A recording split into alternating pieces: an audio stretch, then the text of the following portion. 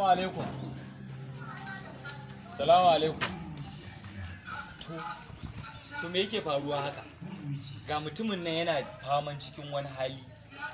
Kare arziki ta same shi, ina son ka masa, an aiko ni in ka masa zakka. Amma baya nan. Kai. Amma ban ji daɗi ba kuma gaskiya sun nasu ji lafiya ko da bai zo ba. Albarin tafi.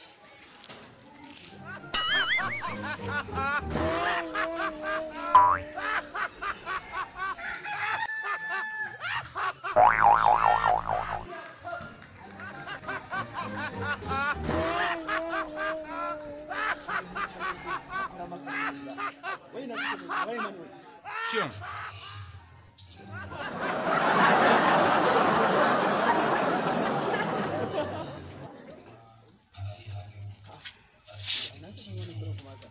Allah tambaye shi da Allah idi ne ke wasa mu gida kowa tun ɗazuwa su ne suka zo suna raba kuɗi ake raba ka ga wanda aka ba mu ma a gidanmu zakka ce ake rabo ka gane an zo an ta bubbuga gidanka mu ma zaci ma baka ne da Allah kenan ka shiga ta cikin gida ka ce wai an zo an kukusa mu gida za a raba zakka amma ka ce ba ka magana ba to in dai ba mutuwa kai ba a cikin gidan nan ya aka yi an bubbuga ma gida ka ki ka bude amma gaskiya kai dan kutumar uba ne wallahi ba sani ba su ne to me ne a zai arziki yana bina amma ka zo ka ce wai kai ba za ka kukusa mu gida ba in dai bakin ciki kake ji bara an baka ko 50 ce